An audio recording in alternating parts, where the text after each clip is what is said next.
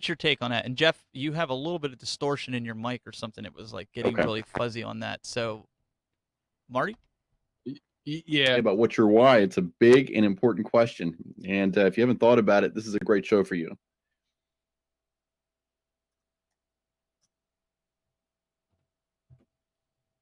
Okay, it appears that everything is a go. Let's see. So, are you able to, on your end, monitor Facebook comments like Yeah, Marty I usually do. does? Yeah, that's what I'm hooking up for now. Okay. And I was looking I'll for look the at stream. LinkedIn, and I have Discord Cool. in front of me, so I think we'll be covered. I'm gonna share All right, this out. cool. I see Corinder's in there. Let's share this out. Yesterday I couldn't share it. I don't know what was going on with Facebook. I couldn't share anything. Facebook needs some medicine. It's one of those deals where every now and then you don't know, it needs medicine to keep it regular, and that's what I would say. So Man. All right, let's go this out too. are you sending to Facebook yet? It is. It's on Facebook. I'm sharing it right now. I see it now. Got it. Okay. Facebook. Awesome. Cool. Let me pull up LinkedIn. LinkedIn should be live. We'll see here. Yep, it's live. So I'm going to go to LinkedIn page. Cool. Hey, Anna, over on LinkedIn. We see you. Welcome, welcome, welcome. Yeah, welcome is the right word. So Jeff will be monitoring Facebook chats. So if you have a comment for today, make sure you put it in there, and I'll be watching LinkedIn, assuming LinkedIn's going to go in real time. I haven't seen that yet, but okay. If we don't get to your comments, we'll definitely follow it up after the show and kind of leave feedback if somebody asks a question. So don't think it won't go unanswered if we're during the show. So That's just right. want to let everybody know that. Other than that, how's your week been going? It's been really good. Like I said, I did a large amount of live streaming the last couple of weeks for the county that I'm in, the debates, and those went really, really well. And now I'm putting my studio back together with some of the things I had to move, and it's amazing. You move one wire and you realize that you got to check all 6 wires that go with it. And so there's a lot of work on that. But that's the whole point of having dedicated equipment. And I just wanted to bring some of the better stuff I've got out just to make it a little bit better. And I was glad I did. But it was pretty good week so you're far. gonna have some other new equipment coming in the mail, so you're gonna have to do some other rearranging. Well, I like, anytime I'm rearranging for anything that has to do with Wirecast and things like that, it's always a good thing. So yeah, it's always good. But yeah, so far it was a really good week, and it's I'm in the Northern Virginia area, about 45 minutes outside of Washington D.C., and the weather is changing on us a little bit. So I'm getting more excited because it's the fall for me when I really get really deeply interested again back in settling in and doing new shows and things like that. So it's going to be good. I see George Kennedy Jr. stepped in over on Facebook. Are you at the NAB show New York, George? I'm surprised he's stopping in. Maybe he's just on his maybe he's on his phone. Yeah. No, I've not met George personally, but he is one of the kingpins of Wirecast, and he's definitely somebody we should get on this show. Oh, absolutely. I talk to him a lot. He messages me in different. Hey, John Mahoney's in the house. What's up, John? Hey, there's another great guest. Yes. It's bad. Yeah. I can never watch his show live. I have to go back and watch it because 2:00 on Fridays we have a meeting, so I never ever get to watch the show live. But I do watch it and pre-record it. So. Yeah, no, it makes it hard. But his show last week with NDI Oh, and it's fantastic. just the audio. John is the preeminent instructor if you want to learn how to really do college level. John is the 401, level of. He's your graduate class if you want to learn how to do this the right way. George says no. He's in DC doing an IMF conference. International Monetary Fund. Yeah. Cool. Yeah, that's awesome. I know there's there's a lot of people that don't go to NAB New York. They wait for the big NAB. Yeah. I guess New York's the baby NAB if you want to look at it that way. But anytime you're around gear, it doesn't matter what it is. NAB's biggest contender in New York is probably just B&H Photo being so big all the time. That's where everybody wants to end up. If you're in New York, you want to go to, what is it, 34th and 9th, and hang out for a couple hours. I've never been there, but I've talked to the folks when they were out at NAB, and they're like, "Oh, you need to come," and I'm like, "Yeah, that'd be cool." I For avoid New York. Yeah, I love New York. For video people, it's kind of like the big toy stores up there. You go in there and there's broadcast cameras on one tripod, and then there's keyboards and great microphones, and all the way down to the small stuff. But it's got everything you can think of. I've gone And when I was younger. I went to Sam Ash, that was in New York. That's like a block long. mhm. So It is right across the street from B&H. I got to take this real quick. It's the Realtor for Other Sure. House. Go ahead and entertain everybody. Oh, there you go. I got to put on my tap dancing shoes.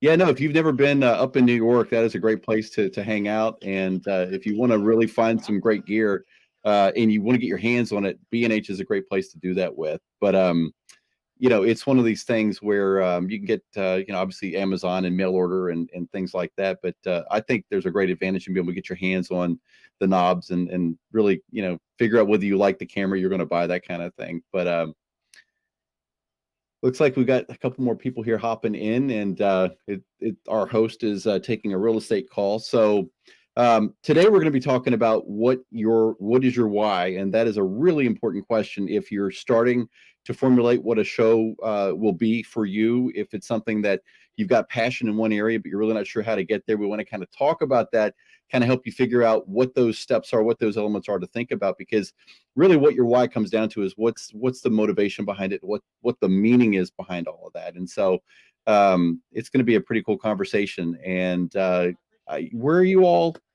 coming and viewing from? I know that, as I said, I'm here in the Northern Virginia area. I know, George, you're in the DC area.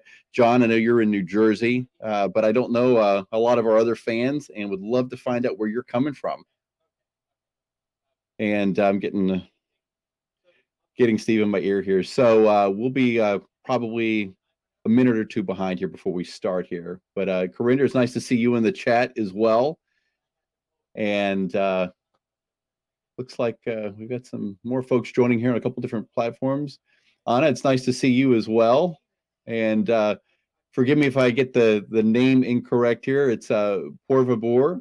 Nice to see you as well here at On Social. Here on a Thursday in October, we're getting ourselves ready for fall here in the DC area. The leaves are starting to change a little bit, which is a great time to get out with your video camera and get some footage if that's something that you like to do. I know a lot of my friends like to do nature photography and things along those lines. So looks like a few more are joining here. I'm trying to check the Discord here. I know that Steve usually watches that, and that's the chat channel. If you don't know what that is, Discord is a gaming chat platform that a lot of people use, and we use that as kind of our team chat. And some of the folks, I know Joe Zahidis, who's one of our big fans and certainly a big help and support to what we do here. He monitors that for us a lot of times. And Dennis, it's nice to see you as well. And I think your question is related to Wirecast. We can talk about those things offline. I'd be more than happy to help you with that. But I'm using Wirecast 13, and so far I've not had any major issues. I just streamed. I was using version 12 for 2 of the debates, and the third I used 13 intentionally, and I didn't have any issues with it. So hopefully it's not something that's software related. So all right, are we about ready?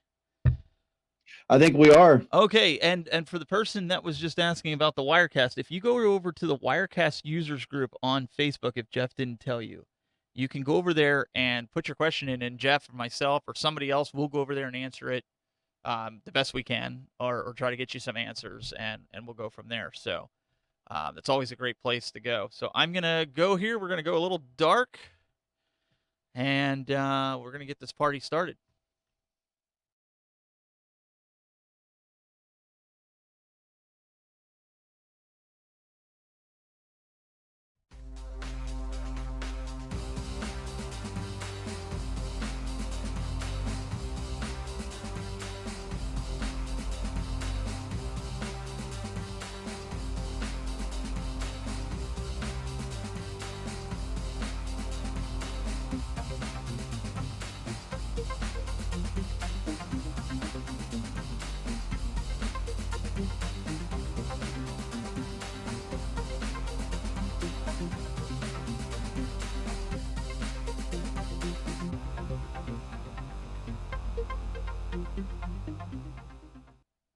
Hey guys, welcome to another edition of On Social, the show that talks about everything that has to do with live video, marketing, social media, all that good stuff. And I know we really haven't talked a lot about marketing, but that's going to change in the upcoming weeks. We've got some different guests coming on, one of which is a marketing person over at Telstream, and she wants to come on and talk about how to do things on, so how to better your video, how to get it out there on social media, get it in front of people.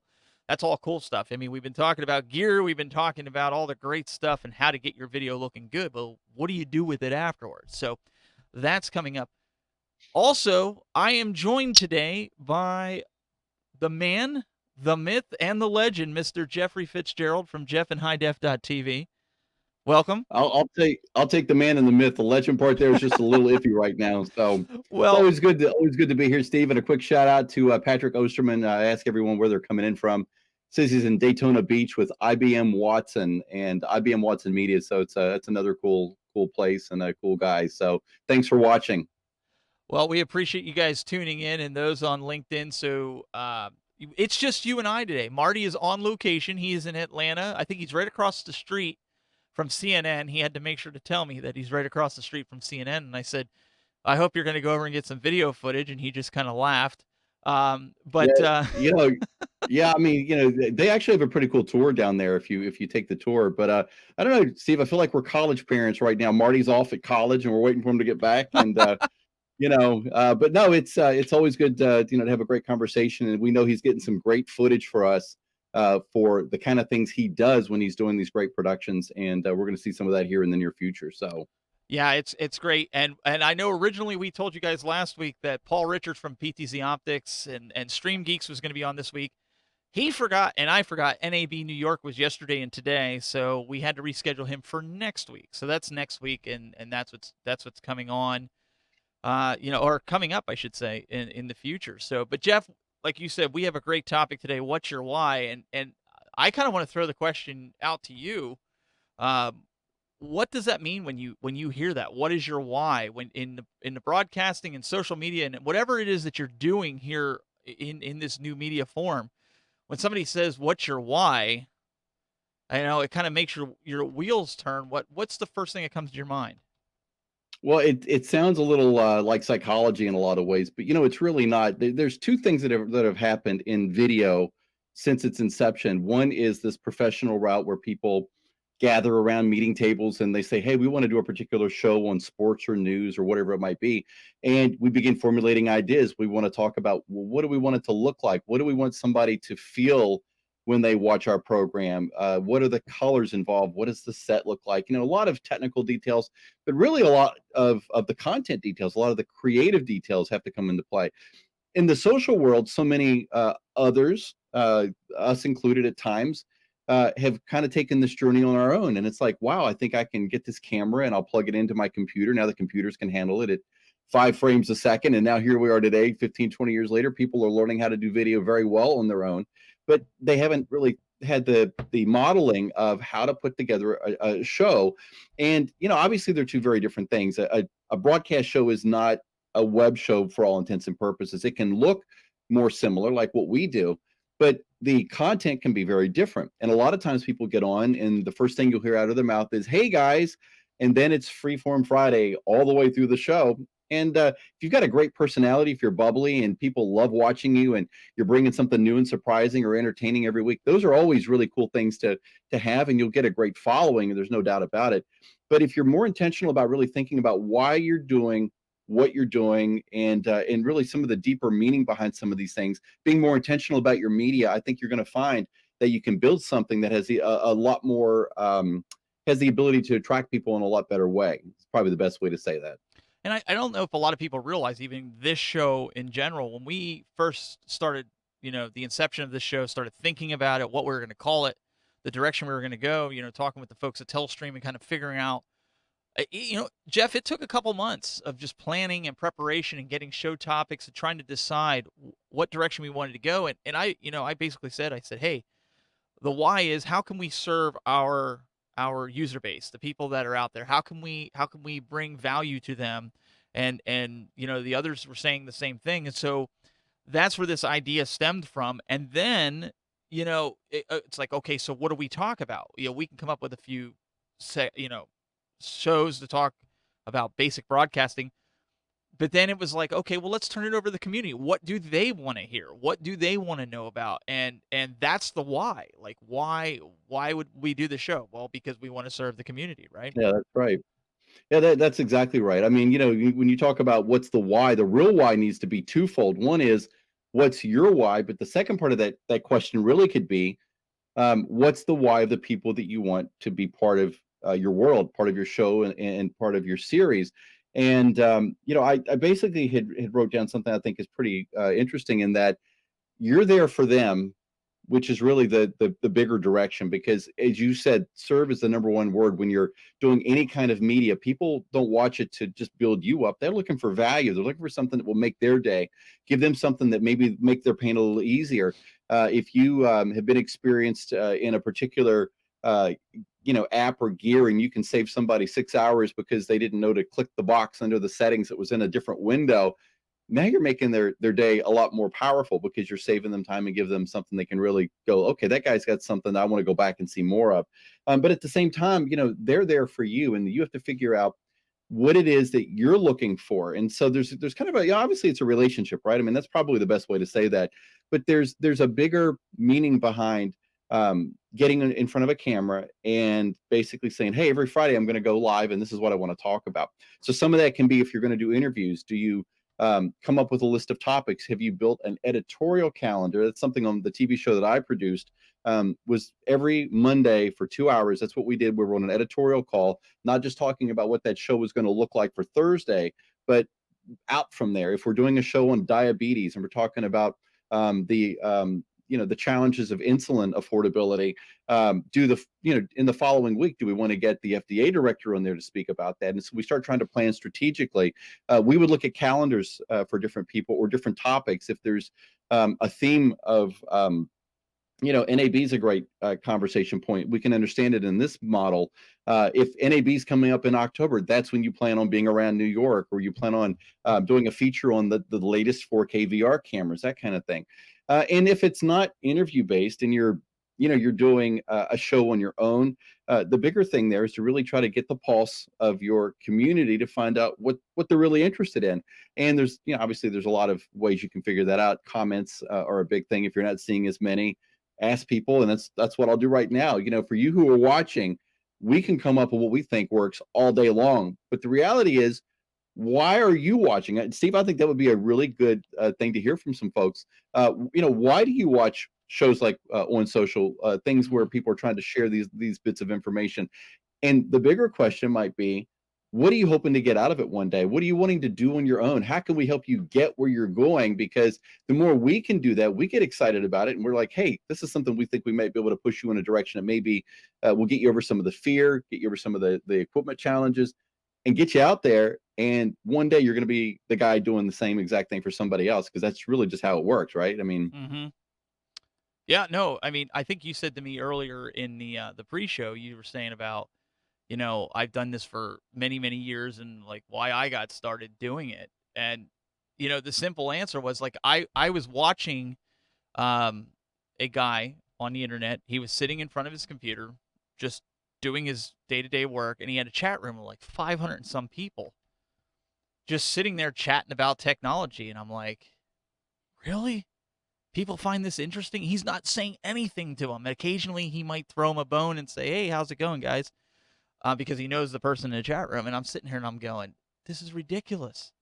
I could do that and talk about the little bit of computer knowledge that I had at the time and really draw people in. And, it started where I had like 50 people. I'm like, wow, 50 people actually care what I have to say. Now, mind you, just using a webcam and a built-in microphone.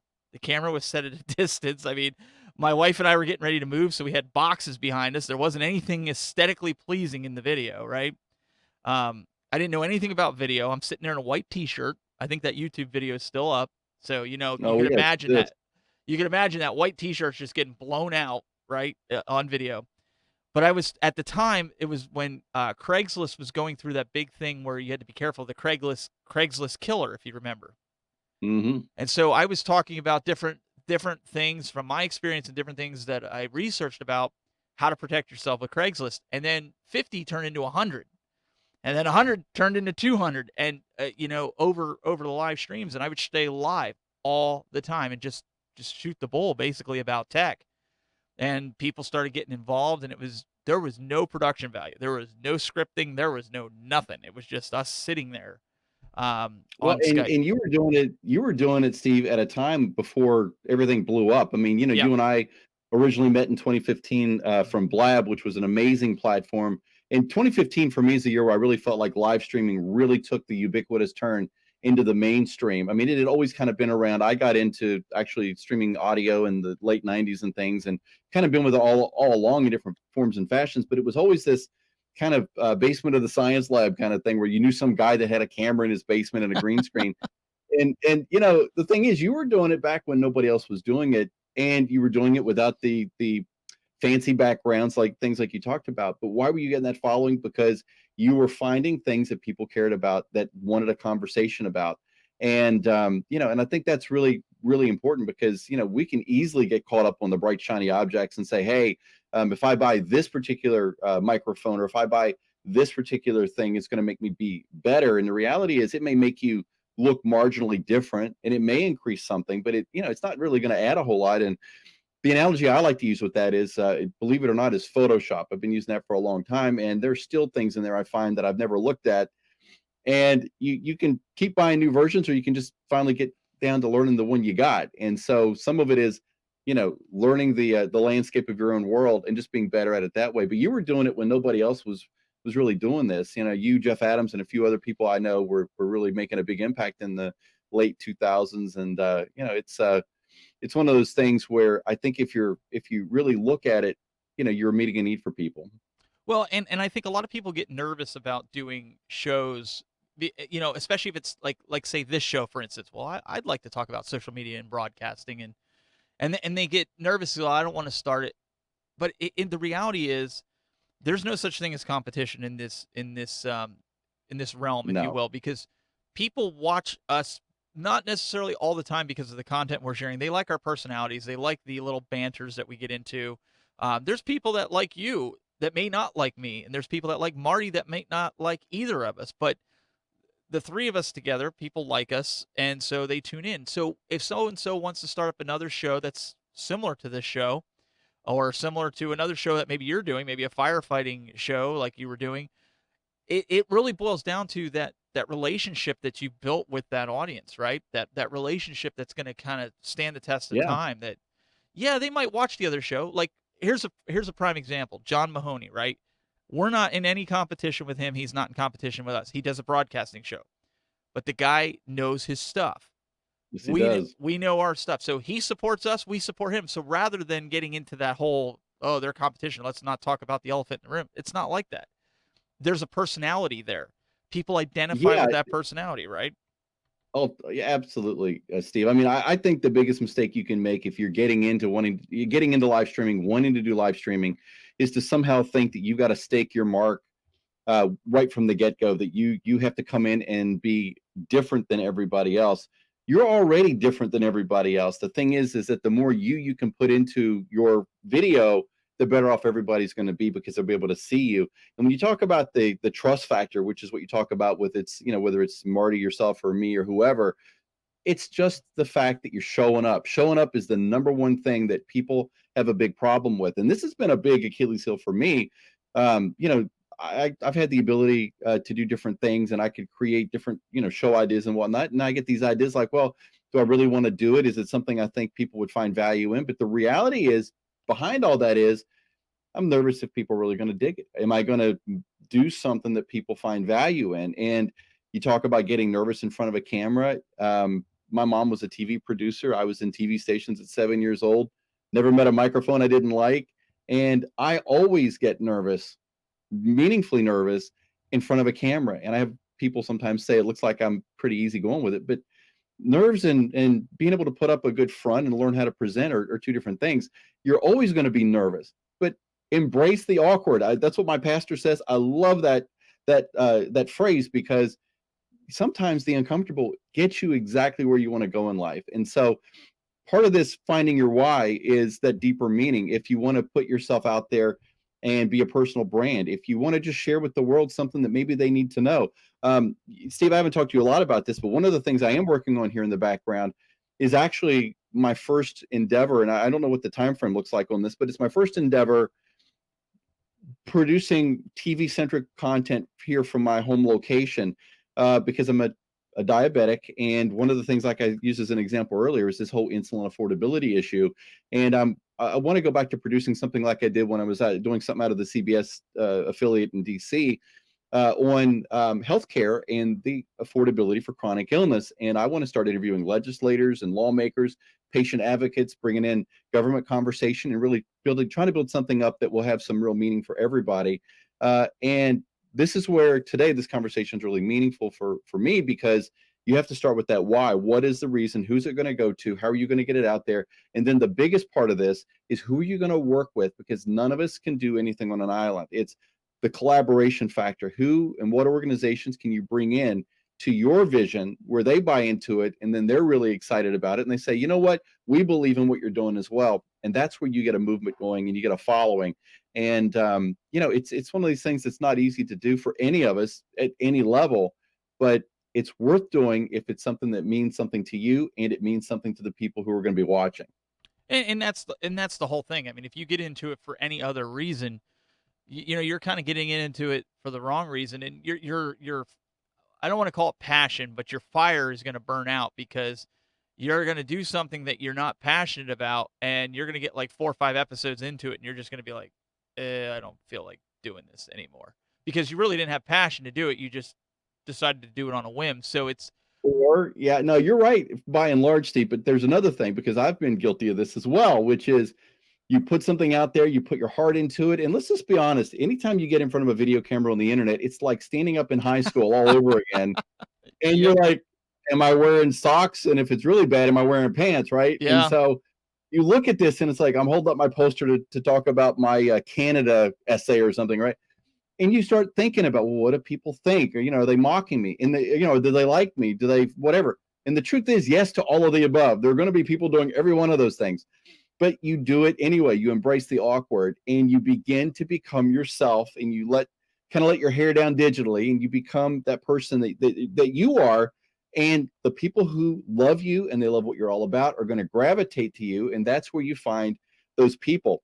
And when you talk about, sometimes maybe you don't have the passion, you go and you put all this stuff out there and you do 4 or 5 shows, or maybe 10 or whatever it might be, and you see 3 viewers, 1 viewer, 3 viewers, or maybe you've been doing it a couple months, 6 viewers, 16 viewers, and you're like, oh, but this guy over here, he's got 200 people. And the reality is, and I'm very different. I don't for a minute say that this is what you should believe about social media, but I've always looked at likes as a head nod. It is an acknowledgement of something that was, hey, that was cool.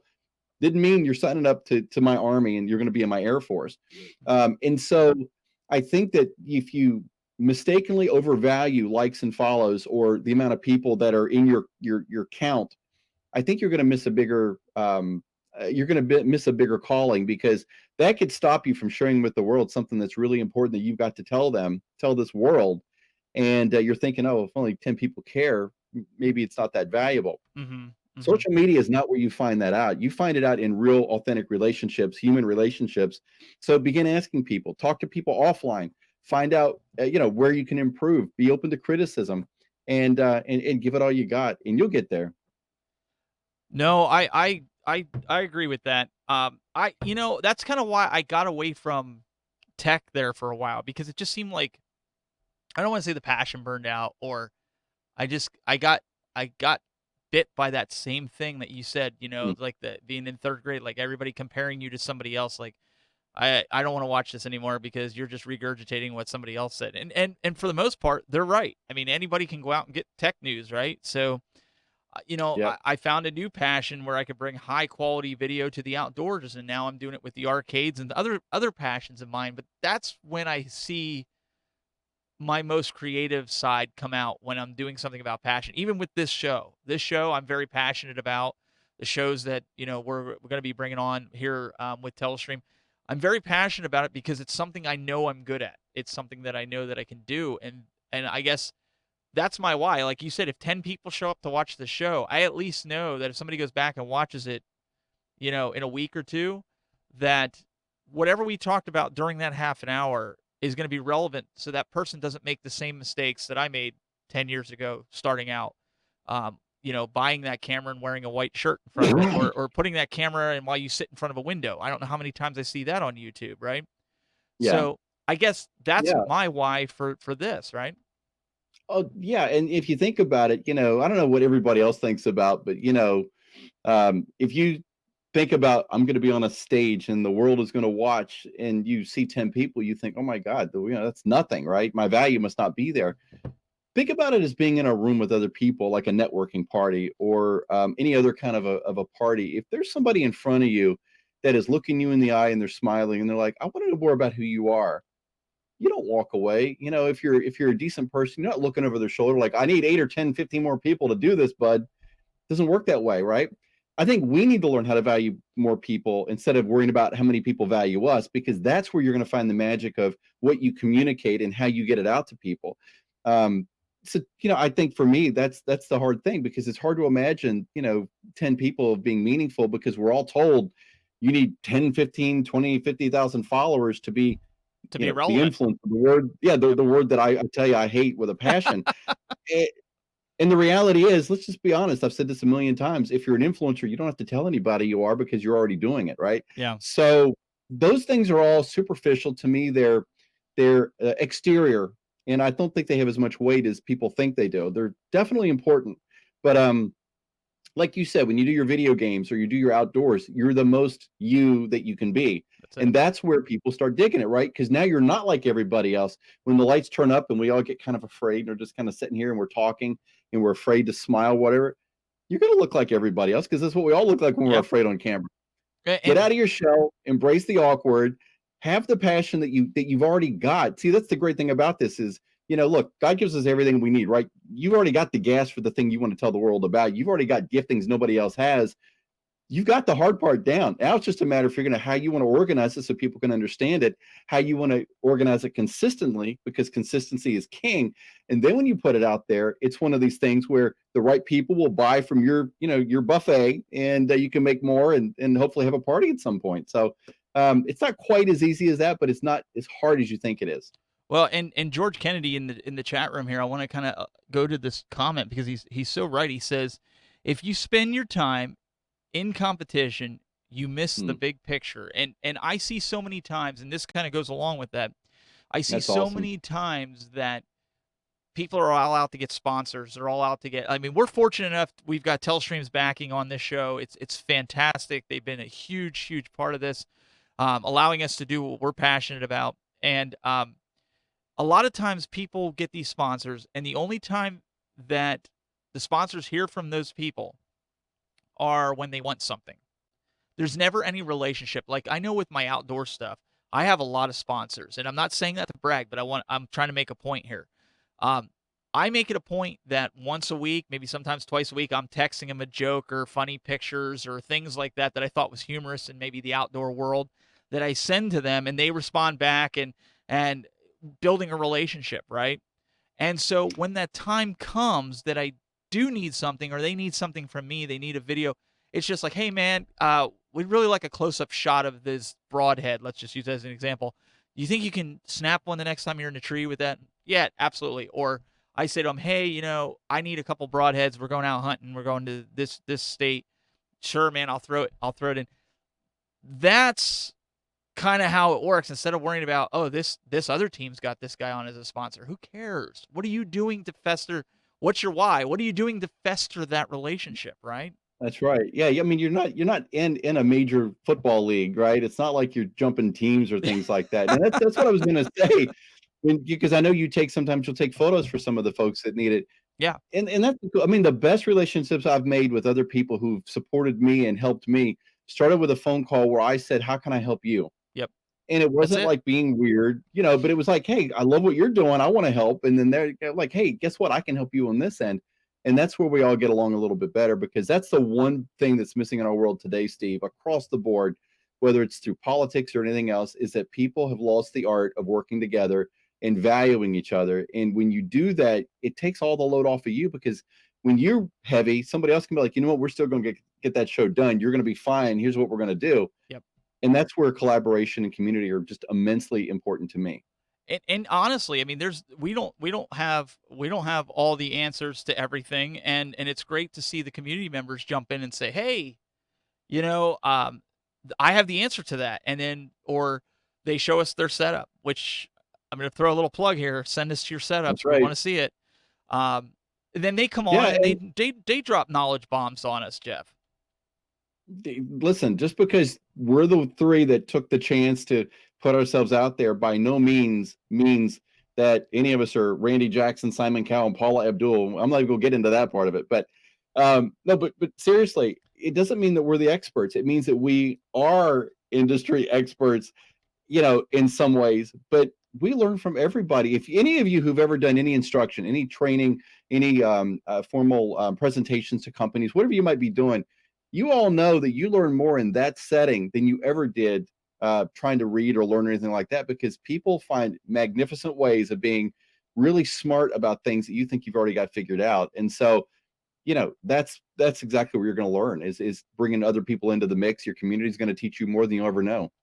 And I think that, you know, I was just reading a comment here. Lindsay says, I made it for the finale. You know, you got to listen. We're giving our Thanks. opinions on this stuff. Our opinions, because it's tried and true for us. What works for us may not work for you, but the principle is still there. That's right. My boss made a joke yesterday. He was like, well, so there's two ways of doing things, right? There's the right way, and then there's your way. And I said back to him, I was like, actually, there's three ways of doing things. You know, we were joking around. I said, actually, there's three ways of doing things.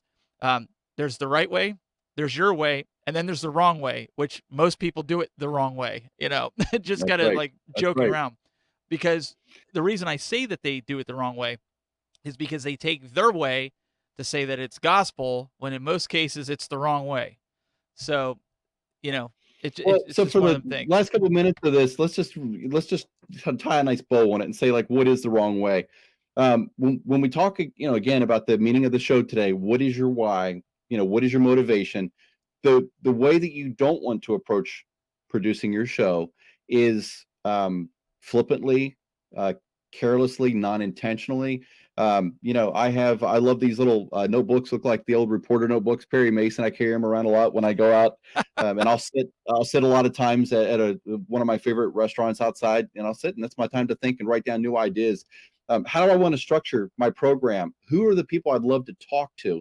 And do not be afraid of interviewing people smarter than you, because you're already smart enough to have the conversation. They'll be the ones to bring more content and more real value into the conversation. So find out, who are these people, even if you think you can't reach them, even if you think they wouldn't call you back. If you're putting together something that looks, you know, reasonably competent, and that's the baseline that you're going to have to hit: in focus, great lighting, good audio. Audio is the number one thing. You got to be able to hear everybody, and you're putting something together that you think is presentable. Make a list of the people you'd love to interview. If you're an old car person, you might want to interview somebody who's, you know, got the world's oldest Corvette or something along those lines. But don't be afraid to bring people in, because everybody likes to get asked to be on a program of some sort. And so, who are the interviews? Who are the stakeholders in that? And then beyond the other people, do you want to segment your show? Do you want to start off with maybe the top 2 minutes is saying hi to some folks and sharing some industry news? Do you want to make that middle section the interview? Do you want to make the last section maybe the quote of the day? Do you want to get out of the studio, get on your phone, go out and do some man on the street interviews, and then play them into your show the following week, and then answer those questions in real time or answer them with your guest? All these things are possible. And, you know, I'm a big believer that we are not doing enough to get away from the talking head syndrome. It's what we do on the internet mainly, because it's the easiest way to do these things. But as you go, you can do a lot more production than what you do in just a studio. And if you think about it that way, those are the ways to do it. There's some other ways, like we talked about, where you shouldn't do it. And really, the biggest thing is paying attention. Look at it and run to the roar, and you'll be fine. I think we should also tell Jeff that there is this thing on his phone. It's called a note taking app. right? So he doesn't have to go the old school way of carrying paper around it. I believe if you have an iPhone, Jeff, it's called Notes on it. No, I'm just picking You on know, you. I do have my trusty iPhone, and I do take notes on it. But you know what I found for me is that I'm like Odie from Garfield. If I pick my phone up, I for some reason I end up on this site called Facebook, and I don't quite understand how it happens.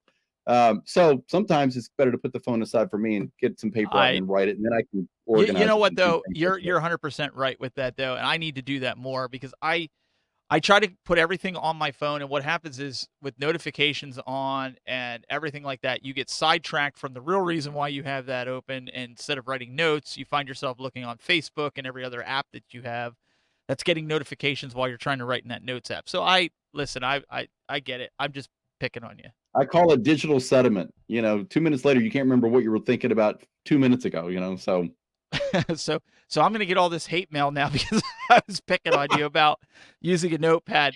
But no, we're gonna have to wrap it up, guys. We really hope you got something out of this. The nuggets that we put out there, Jeff.